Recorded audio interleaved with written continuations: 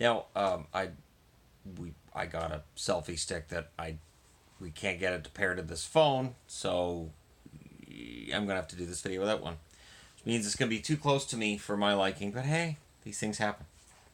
So I finally got around to watching Venom, and I didn't see it in the theater because I didn't want to drag Yvonne to too many superhero slash supervillain movies, and this was definitely a supervillain movie. And I didn't have high expectations. the The DC universe has been a disaster, but when Marvel gets touched by Fox, it's been somewhat of a disaster as well. Now, DC has had Aquaman, they've had Wonder Woman. There's been a lot of mediocrity in and around that, and now Batman is the kid from Twilight. We'll see how that turns out. I will say this: I've seen Robert Pattinson in other movies that weren't Twilight, and he's not bad. Not bad. So we'll see how he does as Batman. I think people put a lot of importance on that character. I think it's more important how it's written than the guy that's in the suit, because very often it turns into a growly type movie, which, anyways, I've talked about that before. So back to Venom. You've got Tom Hardy as Venom, and I have to say, Tom Hardy's Eddie Brock. Uh, he's so much of a loser in this movie, and I get that Eddie Brock isn't as smart as Peter Parker, and he's not necessarily I don't know how to put this other than I thought they were a bit heavy-handed with how pathetic Tom Hardy was in this movie. I understand there are people who don't like how this went. They don't like some of the elements of it. I and then and before I get into spoilers, I will say this: if you haven't seen it, you've been on the fence. If you enjoy campy science fiction type movies, it's pretty good. Some of the special effects shots are not what you would expect from a big budget movie, but I get the feeling Venom didn't quite have the budget that some of the other ones do. Whether I'm right or wrong, that's the perception I get from having watched the movie. I enjoyed it. For what it was, I enjoyed it. So, if you don't want to hear any spoilers, now's the good time to jump off. Um, Tom Hardy hits it out of the park with what he has. Tom Hardy always does this. He is a tremendous actor, and you get a feeling he's a little more physically imposing than the last time we saw Eddie Brock in a movie, which was the Foreman kid from that '70s show. Stupid casting. I remember when they announced Topher Grace as that role, as Eddie Brock, I remember thinking, that's a really bad idea. And then I watched the movie and I went, yeah, that was a really bad idea. Venom is a dumb idea. And I'm saying this to be honest. Venom is this black goop, this black alien goop that attaches itself to a host body. In the cartoons and in the comics, it initially attaches itself to Peter Parker, and then it Peter eventually turns into a giant jerk face, and he rejects it, which leads to it going to Eddie Brock and deciding that Spider-Man is its like arch villain enemy. But that's why it looks like Spider-Man. That's why Venom looks like Spider-Man. Now in this movie, there's absolutely no reason for Venom to look like Spider-Man, and yet he does. Which is weird. In fact, all of his kind look like Spider-Man, which again is weird. And if that falls in line with comics, okay. I did like that at the end of this movie, the post-credits scene, they introduce you to Carnage. So part of what I've always wanted to see them do is to get into Venom and Carnage. And I remember the cartoons from, I want to say, the mid-90s. Where you had Spider-Man, and it went through all the villains and it went through them really well.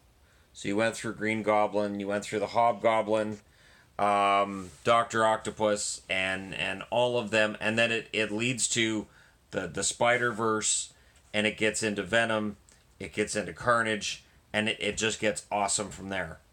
The trick is, Carnage, if he's not handled correctly, is a joke. While Venom is over the top, weird, kind of creepy, Carnage can just be either really scary or really dumb. So I'm nervous, and there is going to be a Venom sequel. So it's been announced the Venom sequel is coming. Tom Hardy's in it. They're teasing that Spider-Man will show up in it. And throughout this movie, you get the feeling that Venom is a villain. And even though you can identify with him and you're kind of pulling for him and rooting for him, he's a villain.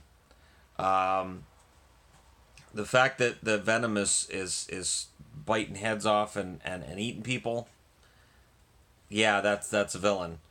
And the fact that he has to kill people to sustain himself, that should cause Spider-Man to start asking some questions. Even if they're just, and at the end, it's basically Eddie allows the symbiote to eat bad people. Well, they're bad guys. He can eat the bad guys. It's not a fantastic movie. It's not perfect. But I laughed. I laughed a few times.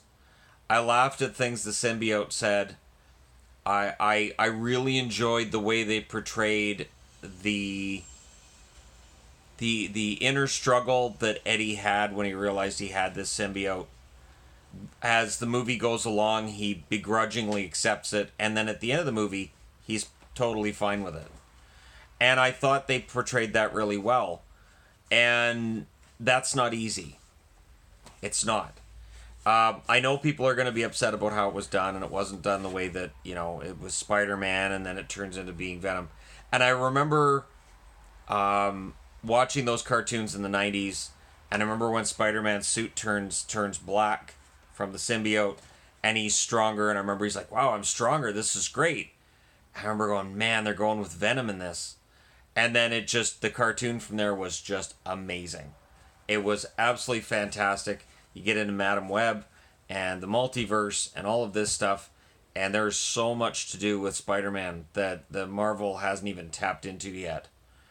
As long as they don't tie this to Avengers movies. So with Venom, obviously it's not part of the Marvel universe in that Marvel doesn't own that character. They farm that out, and so other companies can make Marvel movies, but the character isn't technically in that Marvel universe.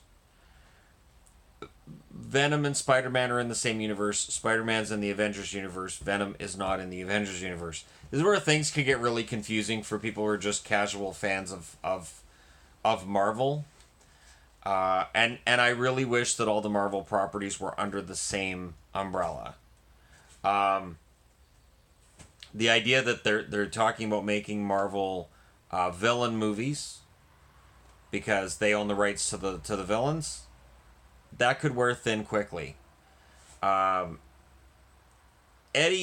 arc that Eddie follows, and whether it's he lost his fiance and then basically the symbiote decides at the end, yeah, we're getting her back. Yeah, I know, we're getting her back. It's happening. Kind of creepy. A little bit. And it should be. It should be. That's kind of, he's a bad guy.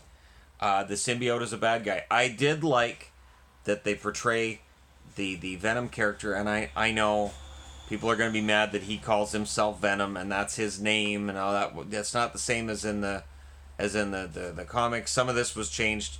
Fine. It doesn't all have to follow the comics. Some of the things that I have complained about in Marvel movies are things that are lockstep with the comic books. Just because it's in the comic book does not mean it's the best storyline you can follow. So I liked it. I liked him being a loser. I liked him not being the strongest of these alien creatures. I thought that they glossed over a lot of the murders just to keep it PG-13 for people getting their heads bit off. There wasn't any blood. Again, to keep it PG-13, right? And it'll be interesting to see how they skirt that line going forward. Tom Hardy is fantastic. I would really like to see the multiverse storyline progress throughout the movies.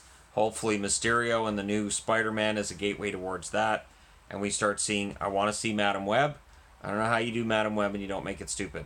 The one thing they have to watch for, and this is true of DC especially, is that a lot of the stuff DC does works in comics, works in cartoons, but in a practical reality where you're filming a movie, it may not work. It may come across as stupid or hokey. Marvel has to watch that. And with characters like Venom and Carnage, and with the multiverse and what some of that turns into, you got to watch that too. I know Flash has toyed with some ideas that I thought were really hokey.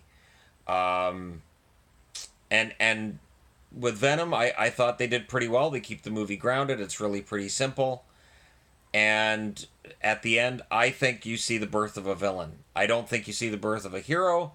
He doesn't think of himself as a villain. Eddie Brock should not think of himself as a villain. But he's a vigilante, and he's a villain. He would not fit in with the Avengers, because the whole we don't kill. Yeah, we do. It's the only way I keep the symbiote alive. And without the symbiote, I die. No, we're not losing the symbiote. So, it's going to be interesting to see how they handle it going forward. Does Venom show up at any point in other movies? We'll see.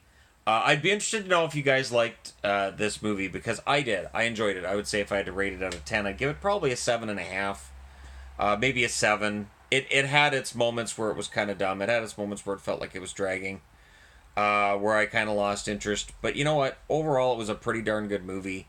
And Tom Hardy really knocks it out of the park, as he does almost anything he does. I think he would have done better with Bane if they had could have understood more of what he said. I don't know why they can't get Bane right. Maybe that's why. But that's DC, and this is Marvel. So while the critics didn't like Venom, it got really poor ratings. Fans seem to enjoy it. Are you one of those fans? Let me know what you think in the comment section below as always. Don't forget to hit like and subscribe if you're browsing your way through. You just happened upon this video. Thank you guys so much for watching. I'll talk to you again soon.